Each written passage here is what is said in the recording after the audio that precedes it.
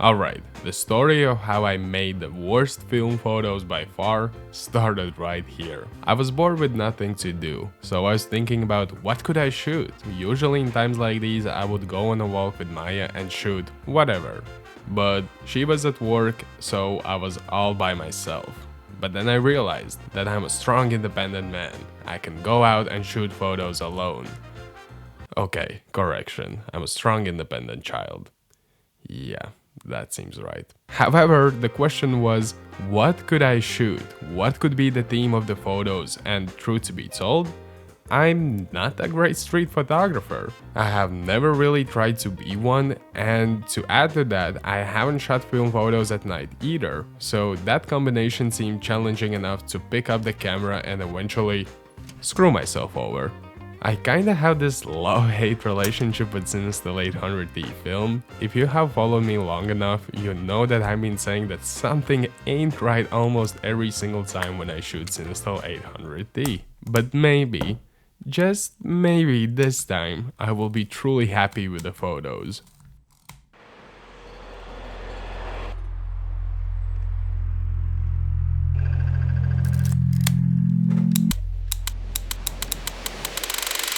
Yeah, I f***ed up.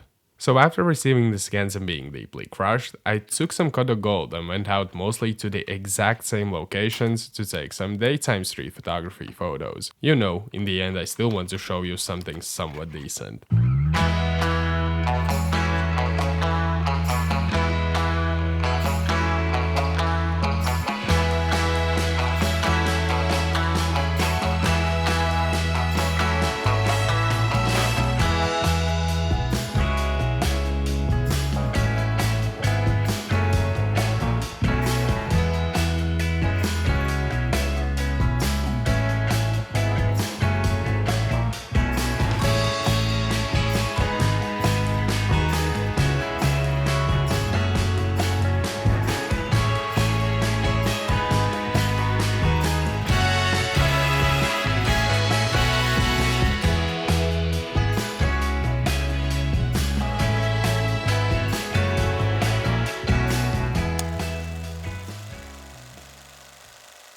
Okay, we're back. So first I want to discuss the nighttime photos and talk through of what went wrong, and in the end I will go through the daytime photos. I want to start off with saying that probably I'm the one to blame for the fuck up, not the camera or Cinestill film.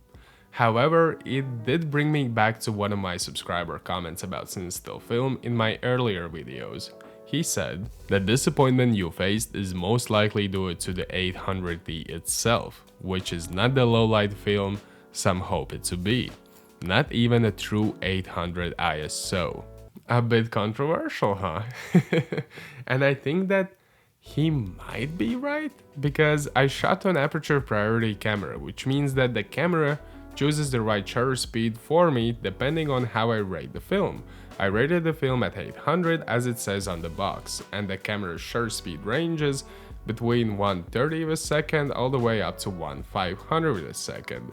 And if I reach any of those limits, the camera will indicate that with any of these two lights. But if the lights doesn't show up or doesn't pop up, the camera is saying that I'm all good to fire the shot.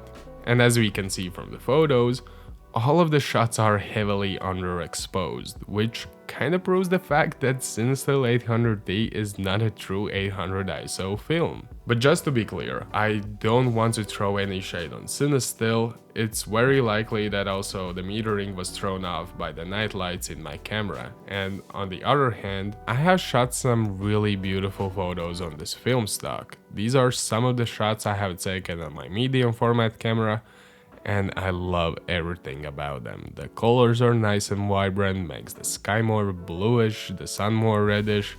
The red halation of course gives out a more unique look. Skin tones are very nice despite the fact that Cinestill is a tungsten balanced film.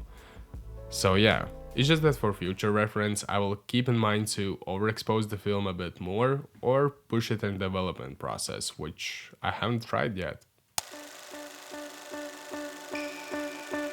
After receiving the Cinestill scans for a second I thought that maybe there's something wrong with my camera, so I picked up some Kodak Gold and went out to shoot some daytime photos. And I gotta say, like, I was blown away. Like, Kodak Gold just keeps on delivering. The quality of the photos and the vibrant colors and how it renders highlight reflections is just so good. These are not the greatest photos on my part, but the quality and the colors are for sure there. It really built my confidence to shoot more with this camera because the results are nothing but amazing. I still want to try out this camera more in the portrait setting and see how that goes, but other than that, I'm really happy with this camera and Kodak Gold film stock.